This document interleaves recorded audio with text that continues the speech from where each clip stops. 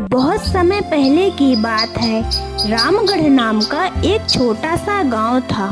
उस गांव में सुक्खू अपने माता पिता और पत्नी मोहिनी, बेटा गुड्डू के साथ रहता था। सुक्खू शांत स्वभाव का था और सभी से अच्छे से व्यवहार करता था, लोगों से अच्छे से बात करता था। सुक्खू के पास ज़्यादा बड़ा घर नहीं था। उसके घर में एक रसोई और 2 कमरे थे। एक कमरे में सुक्खू का परिवार रहता था और दूसरे कमरे में सुक्खू के माता पिता। एक दिन उसके माता पिता आपस में बैठे थे और बातचीत कर रहे थे। बताओ न खुशबू, हमारे घर में इतनी गरीबी क्यों है? अपने पास 2 बीघा जमीन है, लेकिन आज तक मैं पैसे नहीं जुटा सका। ऐसा क्यों होगा? बताओ। क्या बताऊं, आपको तो सब कुछ पता ही है। जो आप खेत में काम करते हैं, उससे जो भी आमदनी होती है, उस आमदनी का आधा पैसा तो उसी खेत में लग जाता है और जो पैसा बचता है उसका कुछ हिस्सा जरूरतमंद की पूर्ति में लग जाता है और कुछ अगले साल के बीजों के इंतजाम में लग जाता है। इस तरह से हम कहाँ से जुटा पाएंगे पैसा, बताइए ना। हाँ, यही तो बात है ना खुशबू। अब देखो, खेती करता हूँ तो फसलों में सुबह से शाम पानी डालने जाना ही पड़ता है और कभी कभी तो सुबह से शाम तक केवल खेतों में काम करते रहता हूँ। तो बताओ, अब कहाँ से दूसरा काम करने जाऊँ? अजी, मैं तो कहती हूँ आप ना सब्जी का ठेला लगाया करिए, क्योंकि ज़्यादातर लोग हरी और ताज़ी सब्जियाँ खाना पसंद करते हैं और आप जितनी हरी और ताज़ी सब्जियाँ बेचेंगे उतना ही लोग हमारे यहाँ से सब्जी लेंगे, क्योंकि सब्जी एक ऐसी चीज़ है जो लोग रोज़ खाते हैं।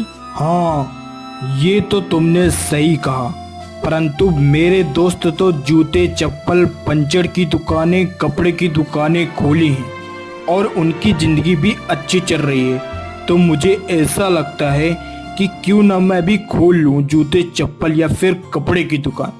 और पता है, इसमें एक बात का बड़ा आराम रहता है कि एक बार थोक बाजार से सामान को खरीद लाओ और फिर महीने भर बेचते रहो।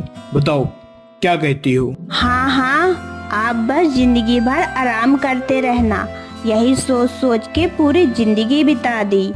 और जो आप खेत का बहाना करते हो कि मैं दिन भर खेत में काम करता हूँ, ये तो मुझे पता है। बचपन में मैं अपने पिताजी के साथ काम करने जाती थी। जो पानी वाली पाइप होती थी उसे उस बंधिया में रख देती थी, जिससे फसल सूखने वाली होती थी। बाकी पूरे दिन पेड़ के नीचे बैठी रहती थी।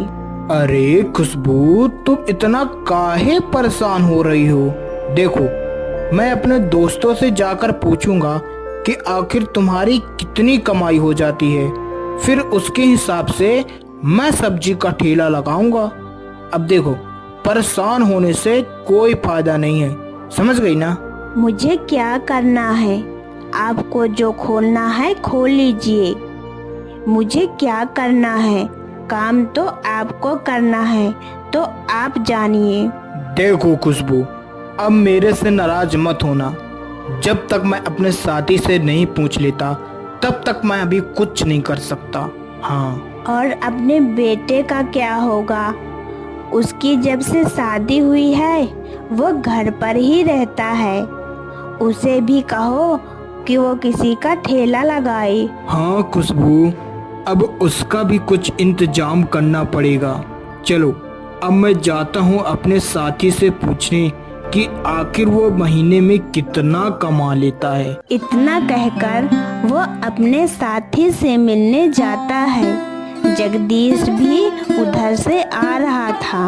अरे रुको रुको रुको जगदीश भाई, कहाँ चले तुम? अरे कभी तो अपने बचपन के साथी से मिल लिया करो। अरे हाँ भाई, देखो, अगर सही बताऊं तो मुझे टाइम ही नहीं मिलता। सुबह से दुकान निकल जाओ और फिर शाम के लौटो, तो सोचो अब कहाँ से मिलूं तुमसे हैं? और बताओ भाभी के का हाल बा, सब ठीक है ना? देखो, कभी कभी भाभी से मिलने जाता हूँ तो फिर भी भाभी घर पर नहीं मिलती हैं, घर पर ताला लगा रहता है, ऐसा क्यों? देखो ये मत कहना कि भाभी भी दुकान जाती हैं। अरे यार रामलाल, अब ये औरत के चक्कर में मैं नहीं पड़ सकता। हो सकता है वो अपने मायके चली जाती हो, मैं तो दुकान में रहता हूँ। मेरे बारे में पूछो, मेरे व्यापार के बारे में पूछो तो मैं बता सकता हूँ, बाकी का मुझे नहीं पता। अच्छा ठीक है, तो अपने व्यापार के बारे में बताओ, क्या हाल चाल है? कुछ कमाई हो जाती है? कितना कमा लेते हो? आज तो तुम अच्छी तरह से ही बताओ कि आखिर तुम कितना कमा लेते हो। और हाँ, मुझे भी बताओ कि मैं कौन सा व्यापार करूं। मुझे कोई अच्छा सा व्यापार का आइडिया बताओ। हाँ देखो रामलाल, मेरी जो दुकान है उससे कभी कमाई होती है तो कभी बोनी बस होती है, और तो और कभी कभी बहुत ही ज्यादा कमाई होने लगती है। 1000, 2000, 3000, 4000। देखो मैं तुम्हें बताता हूँ कि दुकान का मतलब होता है व्यापार, और व्यापार में कभी कम कमाई हुई तो कभी ज्यादा कमाई हुई। समझ गए ना? हाँ हाँ, समझ गया। मतलब कि एक सरकारी नौकरी के बराबर कमा सकते हैं। ये तो बड़ी अच्छी बात है।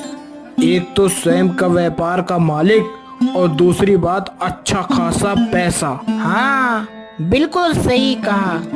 वैसे तुम मेरे बिजनेस के बारे में क्यों पूछ रहे हो? तुम्हारी खेती का काम सही से नहीं चल रहा क्या? अब क्या बताऊं जगदीश भाई, मैं 30 से 40 साल का हो गया, परंतु एक भी पैसा नहीं जुटा सका। बस खेती का पैसा एक साइड से आता है और दूसरी साइड से चला जाता है। मैं आज तक एक भी पैसा नहीं जुटा पाया। बताओ अब मैं क्या करूं? मुझे तो कोई ऐसा व्यापार बताओ जिससे पैसे भी कम लगे और व्यापार भी शुरू हो सके। देखो अब तुम छोटा सा व्यापार कर रहे हो तो एकमात्र सब्जी का ठेला है। पहले तुम इसे लगाकर देखना, अगर चल जाए तो ठीक है, वरना फिर चाय की दुकान खोल लेना। हाँ, ये ठीक कहा जगदीश भाई, सबसे सस्ता व्यापार। इतना कहकर वो दोनों चले जाते हैं। मिल आए अपने बचपन के साथी से। क्या कहा उसने? देखो, मैंने उससे सब कुछ पूछा और उसने मुझे सब कुछ बता भी दिया। देखो, मैं तुम्हें साफ साफ बताता हूँ। जैसे हमने एक दुकान खोली और उसकी बिक्री ग्राहक के हिसाब से होगी। जैसे कभी दिन भर में 20 ग्राहक तो कभी 30 ग्राहक। इस प्रकार से कहा जाए तो व्यापार में कभी लाभ और कभी हानि होगी। हाँ, तो आप कौन सा व्यापार करेंगे? कुछ पूछा है अपने दोस्त से कि मिलने बस गए हैं? अरे नहीं खुशबू, अब देखो, उसने तो बोला है सब्जी का ठेला लगाने के लिए। तो पहले सब्जी का ठेला लगाकर देखा जाए कि आखिर में होता क्या है। अगले दिन होते ही वह सब्जी का ठेला लगा लेता है। वह बड़ी उम्मीद से ठेला लगाया था। सब्जी ले लो सब्जी, ताजी ताजी सब्जी, एक बार सब्जी ले जाओगे तो बार बार आओगे। लोग उधर से गुजर रहे थे, परंतु उसकी सब्जी की तरफ देखते तक नहीं थे। उसी के पास में एक समोसे वाला ठेला लगाया करता था। उसके ठेले पर बहुत ज़्यादा भीड़ लगी रहती थी। तभी रामलाल यह सब देखकर बोलता है, वाह भाई वाह, ससुरा समोसे की दुकान पर इतनी भीड़, और जो हरी और ताजी सब्जी बेच रहा है उसके ठेले पर एक भी ग्राहक नहीं। मैं तो हरी सब्जी का ठेला इसलिए लगाया था कि लोग हरी हरी सब्जी खाएंगे और स्वस्थ रहेंगे, परंतु यहाँ तो उल्टा हो रहा है। चलो अब यहाँ पर क्या करूँगा, घर ही चला जाता हूँ। हाँ। इस प्रकार से वह अपने घर की ओर चला जाता है और खुशबू से सारी बातें बताने लगता है। अरे खुशबू खुशबू, अब तुझे क्या ही बताऊं, जो मैंने सोचकर ठेला लगाया था उसका उल्टा ही हो रहा है। क्या हो गया? सब्जी नहीं बिकी क्या? मुझे पता है आप इसीलिए थोड़ा परेशान हैं। हाँ तो बताओ। मैंने लोगों की भलाई और उनके जीवन के लिए हरी सब्जी बेचने का निर्णय लिया था ताकि वो ज्यादा उम्र तक जी पाएंगे, लेकिन नहीं, उनको तो उबली हुई आलू और मैदा से तला हुआ समोसा चाहिए। हाँ, मुझे तो कुछ समझ में नहीं आ रहा कि मैं क्या करूं। वो दोनों बात कर रहे थे कि वहाँ पर उनका बेटा सुक्खू आ जाता है। सुक्खू अपने पिता को परेशान देखकर बोलता है, पिताजी, आपके चेहरे पर परेशानी, इसका कारण क्या है? मैं जान सकता हूँ क्या? जिसके चेहरे पर दुख छू भी न सका, उनका चेहरा आज ये कैसा हो गया है? रामलाल अपने बेटे सुक्खू को सब कुछ बताता है। ये तो आपने बिल्कुल सही निर्णय लिया था पिताजी, परंतु जो लोगों को पसंद है, अगर बाजार में वही बेचा जाए तो बेहतर होगा। इसमें परेशान होने की कोई बात नहीं है, बल्कि सही समय पर सही निर्णय लेने का समय है। लेकिन बेटा, हम समोसे का व्यापार कैसे शुरू करें? हमारे पास तो इतने सारे पैसे नहीं हैं जिससे हम व्यापार शुरू कर सके। और तो और मेरे सारे गहने तेरे पिता ने पहले ही बेच डाले, जब एक बार फसल का नुकसान हुआ और दूसरी बार जब तेरी शादी हुई थी। माँ, तुम क्यों परेशान हो रही हो? तुम्हारी बहू मोनी है ना, उसके गहने बेचकर हम समोसे का व्यापार करेंगे। और एक बार मैं मोहनी से पूछ लेता हूँ, फिर इसके बाद हम गहने बेचेंगे। मोहनी, ओ मोहनी, जरा इधर आना, जल्दी आओ।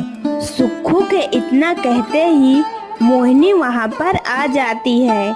मोहिनी सुक्खू और उसके माता पिता को देखकर परेशान हो जाती है और सुक्खू से बोलती है, क्या हुआ जी, आपने मुझे क्यों बुलाया?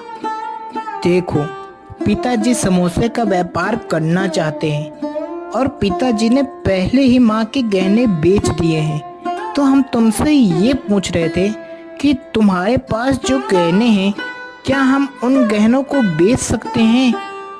अगर तुम्हारी इजाज़त हो तो बताओ। हाँ बेटी, अगर तुम्हारी इजाज़त हो तो बताओ, ताकि हम सही निर्णय लेकर व्यापार शुरू कर सकें। हाँ माँ, मुझे कोई दिक्कत नहीं है। अब आप लोग का निर्णय मेरा निर्णय है। मुझे तो खुशी होगी कि आखिर में मेरे गहने आखिर काम तो आए, वरना संदूक के अंदर रखे रहते और खराब हो जाते। हाँ बेटी, तूने सही कहा, लेकिन समस्या इस बात की है कि आखिर समोसा कौन बनाएगा। मैं तो खेती का काम करता था, तो मुझे समोसे बनाना आता ही नहीं। अगर किसी व्यक्ति से समोसे बनवाएंगे तो उसको पैसे देना पड़ेगा। पिताजी, आप चिंता क्यों करते हैं? मुझे समोसे बनाना आता है। मैंने तो अपने पिताजी से सीखा है। मैं तो बहुत ही जल्द समोसे बना लेती हूँ। ठीक है बेटी, अगर तुझे बनाना आता है तो इससे अच्छी कोई बात ही नहीं हो सकती। तुम एक काम करो, मुझे सारे गहने दे दो ताकि मैं अपने दोस्त को गहने बेचकर उससे पैसे ले लूं। रामलाल थैले में गहने लेकर चल देता है।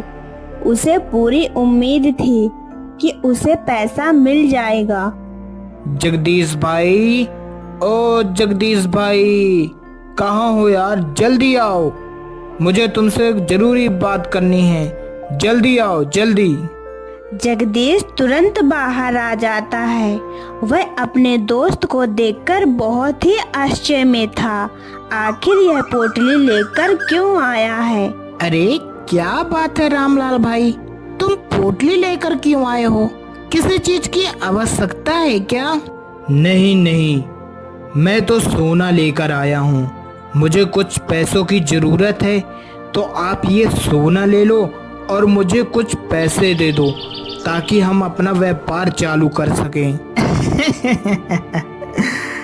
अच्छा तो ये बोलो ना कि मुझे व्यापार शुरू करना है तो उसके लिए धन की आवश्यकता है।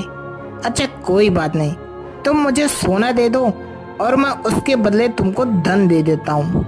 रामलाल जगदीश को सोने की पोटली देता है और वहाँ से पैसा लेकर चला जाता है। वह सीधे किराने की दुकान पर चला जाता है और बिमलेश दुकानदार से बोलता है, बिमलेश भाई, मुझे 5 किलो मैदा और समोसे बनाने की जो भी सामग्री उपयोग होती है वो मुझे दे दो। क्यों भाई, तुम खेती का काम करते थे ना, अब समोसे का ठेला लगाओगे? ये कुछ जम नहीं रहा। हाँ अब क्या करूं बिमलेश, देखो अगर खेती करता रहा तो सड़क पर आ जाऊंगा, क्योंकि खेती का पैसा हाथ ही नहीं लगता। अब समोसे का ठेला लगाऊंगा तो शायद कुछ आर्थिक स्थिति सही हो जाए। वह सामान लेकर घर पहुंच जाता है। बिना देर किए ही मोहिनी समोसे बनाने लगती है।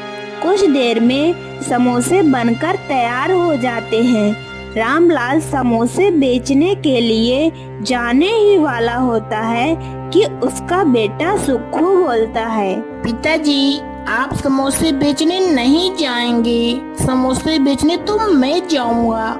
वैसे भी आपकी उम्र हो चली है, आप घर पर रहिए, मैं समोसे बेचने जाता हूँ, ठीक है ना? हाँ जी, आप रुक जाइए, आप तो बूढ़े हो चले हैं, अभी तो अपना बेटा जवान है, वही आज से समोसे बेचने जाया करेगा। सुक्खू समोसे का ठेला लगा लेता है और जोर जोर से चिल्लाता है, समोसे खा लो भैया, समोसे खा लो, तेलों से तला हुआ ये समोसा है। अरे इसका स्वाद चख के तो देखो, जीवन भर नहीं जाएगा स्वाद रे भैया। आओ भाई जल्दी समोसे खा लो, जल्दी आओ जल्दी। सुक्खू मजेदार समोसे का गाना गाते हुए समोसे बेच रहा था, परंतु उसके ठेले में कोई नहीं आता। वो बेचारा उदास हो जाता है। फिर उसके कुछ देर बाद वहाँ पर सेठ आ जाता है और सुक्खू से बोलता है, अरे काहे रे सुक्खू, ये समोसे की गंध तो पूरे गांव को गंदा कर देती है। कोई ढंग का काम क्यों नहीं करता है? अब क्या करूं सेठ जी, थोड़े से पैसे थे तो सोचा कि कोई छोटा सा व्यापार कर लूं। वैसे भी किस्मत में यही लिखा है तो यही बेचूंगा ना। हाँ अबे किस्मत में यही लिखा है, चल मैं मान लेता हूँ कि तू रोज समोसे को तलता है, लेकिन तेरी किस्मत फिर ठंडी क्यों है? मुझे समझ में नहीं आता कि तुम्हारी बीवी मोहिनी पता नहीं कैसे सहती होगी ये सब। खैर छोड़ो, वो कहे सहेगी भाई, अरे वो भी तो गरीब घर की होगी ना। सुक्खू चुपचाप सुन लेता है, लेकिन चुप रहता है। उसके हाथ ठिठक रहे थे, आंखों में नमी, लेकिन होठों पर वही पुरानी मुस्कान। सुक्खू मन ही मन में सोचता है, अगर मेरी गरीबी की गंध से किसी को तकलीफ होती है तो मेरी आत्मा को रोज कितनी तकलीफ होती होगी, लेकिन मैं हार नहीं मानूंगा, कभी भी नहीं मानूंगा। क्या हुआ सुक्खू, बोल ना, तेरी बीबी कैसे सहती होगी, बोल। देखिए सेठ जी, हमारे घर में ऐसा कुछ भी नहीं है, सब एक दूसरे को समझते हैं और एक दूसरे से प्रेम करते हैं। सेठ सुक्खू की बात सुनकर हैरान हो जाता है और चुपचाप वहाँ से चला जाता है। सुक्खू एक बार फिर से जोर जोर से चिल्लाकर समोसे बेचने लगता है। आओ भाई आओ, समोसे खा लो। एक बार खाओगे तो बार बार आओगे। आ जाओ भाई लोग, आ जाओ, एक बार तो खाकर तो देखो। आओ जल्दी आओ। सुक्खू जोर जोर से चिल्लाता है, परंतु उसके समोसे के पास कोई नहीं आता। वह उदास होकर घर की ओर चला जाता है। मोहिनी और सुक्खू अपने कमरे में खड़े थे। तभी मोहिनी बोलती है, क्या हुआ जी? आप इतना उदास क्यों हो? आपके चेहरे की मुस्कान कहाँ गई? पहले वाले सुक्खू के चेहरे पर तो केवल मुस्कान ही मुस्कान रहती थी, वो कहाँ गई? अब क्या बताऊं मोहिनी, मैं सुबह से शाम तक चिल्ला चिल्ला कर समोसे बेचा, परंतु एक भी समोसे नहीं बिके। और ऊपर से वह सेठ आकर मेरा मजाक उड़ा रहा था। मुझे तो बहुत ही गुस्सा आई सेठ के ऊपर। कोई बात नहीं जी, आप बिल्कुल भी निराश मत होइए। जब भी कोई नया काम शुरू करते हैं तो उसका मजाक उड़ाना समाज का काम है। आप बस समोसे का ठेला लगाना मत छोड़िएगा। हाँ मोहिनी, तुम सही कहती हो। लोगों का तो कहना काम है। पता है मोहिनी, मैंने सोचा था कि हमारी शादी के बाद सुख आएगा, परंतु दुख ही दुख हमारा गहना बन गया है। ये दुख हमें छोड़ता ही नहीं। मोहिनी की आंखें भर आती हैं। उसने छोटे से लेकर बड़े तक ज्यादातर दुख ही दुख देखा है। तुम चिंता मत करो, बस थोड़ा सा इंतजार कर लो मोहिनी। मेरी मेहनत रंग लाएगी एक दिन। तुम देखना, ये समोसे एक दिन मेरी किस्मत लिखेंगे। एक दिन सुक्खू समोसे बेच रहा था कि तभी वहाँ से एक युवक गुजरता है। वह सुक्खू के ठेले से दूर खड़ा था और समोसे की गंध उसको प्रभावित कर देती है। बाप रे, ऐसी खुशबू! वाह वाह वाह वाह वाह, किसने बनाए हैं ये समोसे? वाह भाई वाह वाह, क्या खुशबू है भाई। हाँ। सुरेश सुक्खू के पास जाता है और सुक्खू से बोलता है, अरे भाई, ये समोसे की खुशबू तो बहुत ही सुंदर है और बहुत ही स्वादिष्ट लग रहे हैं। क्या ये समोसे तुम ही बनाते हो? मुझे लगता है कि ये समोसे बहुत ही स्वादिष्ट होंगे और लगता है तुम ही बनाते होगे। हाँ हाँ भाईजान, ये समोसे तो मैंने बनाए हैं। क्या यह समोसे आपको अच्छे लगे? क्या इसकी गंध आपको अच्छी लगी? लेकिन गांव के तो लोग कहते हैं कि इनसे बदबू आती है।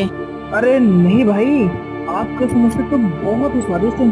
आप रोज समोसे की दुकान लगाना, आपके समोसे जरूर बिकेंगे। हाँ जरूर बिकेंगे, और आप डेली समोसे लगाना। इतना कहकर वो व्यक्ति वहाँ से चला जाता है। तभी सुक्खू बोलता है, ये व्यक्ति तो मेरा कोई नहीं लगता, फिर भी इसे मेरे समोसे अच्छे लगे। हो सकता है गांव वाले मुझसे जलते हों, शायद इसीलिए मेरे समोसे के अच्छे होने के बावजूद भी लोग मेरे समोसे की बुराई करते हैं। लेकिन हाँ, मैं रोज समोसा लगाऊंगा। हाँ। एक दिन सेठ के घर पर भीड़ लगी थी। सब कानाफूसी कर रहे थे। तभी रूबी बोलती है, सुना है एक युवक सुक्खू की समोसे की जानकारी दे रहा था और बोल रहा था रोज समोसे का ठेला लगाना ताकि ईमानदारी से जल्दी से बड़ा युवक बन सको। अरे वाह वाह वाह, मुझे तो पहले से ही शक था कि सुक्खू कुछ बड़ा करेगा। अब देखना, हमारी बेटियां उसकी बीबी जैसे बनने के सपने देखेंगी। अच्छा, तो समोसे बेचने वाला अब बड़ा आदमी बनेगा। अरे बहुत बड़े बड़े सपने देख रहा है सुक्खू। हाँ। समय बीतता गया। सब लोग सुक्खू की बुराई कर रहे थे। कोई ताना कस रहा था तो कोई कुछ बोल रहा था। सुक्खू एक आस लगाकर रोज समोसे का ठेला लगाता है। उसके पास में ही राजू समोसे का ठेला लगाता है। एक दिन राजू के समोसे पर बहुत भीड़ लगी थी। राजू के समोसे पर भीड़ लगी होने के कारण व्यस्त था। वहाँ पर साधु बाबा आ जाते हैं। तभी राजू से बोलते, बेटा, मुझे जोरों की भूख लगी है। जो भी रूखा सूखा है मुझे खाने को दे दो। बहुत दिनों से कुछ खाया नहीं हूँ बेटा। अरे कौन हो आप और यहाँ पर क्यों आए हो? मैं आपको समोसे बांटने वाला लगता हूँ। मेरे पास समोसे नहीं हैं। जाओ इधर से, जाओ, भाग जाओ। बेटा, क्या सोच रहे हो? अरे इतने सारे समोसे हैं, फिर भी मना कर रहे हो। मुझे 2 ही समोसे दे दो बेटा, मुझे 2 ही समोसे दे दो। नहीं बाबा, मैं नहीं दे सकता समोसा आपको फ्री। आप जा सकते हैं, मैं किसी को भी फ्री समोसा नहीं देता। हाँ, आप जा सकते हैं, यहाँ से जाइए। भीड़ होने के कारण राजू साधु बाबा को समोसे नहीं देता। साधु बाबा चलकर सुक्खू के पास चले जाते हैं और सुक्खू से बोलते हैं, सुक्खू बेटा, मुझे कुछ खाने को दे सकते हो? अरे मुझे बहुत जोरों की भूख लगी है। अगर 2 समोसे दे देते हो तो तुम्हारा भगवान भला करेगा। क्या आपने बहुत दिनों से खाना नहीं खाया? मैं अभी आपको समोसे देता हूँ। सुक्खू बिना देर किए ही साधु बाबा को समोसे देता है। साधु बाबा समोसे को खाते हैं और सुक्खू से बोलते हैं, बेटा सुक्खू, तुमने मेरी भूख मिटाई है, इसके लिए मैं तुम्हारा बहुत ही आभारी हूँ। लेकिन जब तुम्हारे ठेले पर आया तो तुम उदास थे। तुम्हारी उदासी का कारण क्या है, मैं जान सकता हूँ बेटा? क्या बताऊँ बाबा, मैं कुछ दिनों से समोसे लगा रहा हूँ, फिर भी एक भी समोसे नहीं बिक रहे। पता नहीं मेरे समोसे क्यों नहीं बिक रहे। बेटा, मैं तुम्हारी परेशानी समझ सकता हूँ। इसके लिए मैं तुमको एक डिब्बी देता हूँ। उस डिब्बी में एक जादुई मसाला है। अगर तुम इस मसाले को अपने समोसे में लगाकर बेचोगे तो बहुत ही बिकेंगे। साधु बाबा डिब्बी लेकर वहाँ से चले जाते हैं। फिर अगली सुबह होते ही जादुई मसाला को मिलाकर सुक्खू समोसे बेचता है। तो कुछ देर में सुक्खू के ठेले पर भीड़ लग जाती है और लोगों को उसके समोसे बहुत पसंद आते हैं। बेचारे राजू के समोसे पर कोई नहीं आता। अगर राजू 2 समोसे साधु बाबा को दे देता, आज उसका ये हाल नहीं होता। सुक्खू समोसे बेचकर एक बहुत बड़ा घर बना लेता है। जब ये बात सेठ को पता चलती है तो सेठ सुक्खू के पास आता है। मुझे माफ कर दो सुक्खू, मैंने तुम्हारा बहुत मजाक उड़ाया है। मैंने तुम्हें जो बुरे बुरे शब्द बोले हैं, मुझे ये शब्द नहीं बोलना चाहिए। मुझे माफ कर दो सुक्खू, मुझे माफ कर दो। कोई बात नहीं सेठ जी, मैं तो आपको माफ कर दूंगा, परंतु भगवान आपको कभी नहीं माफ करेंगे। सेठ को अपने किए पर पछतावा था।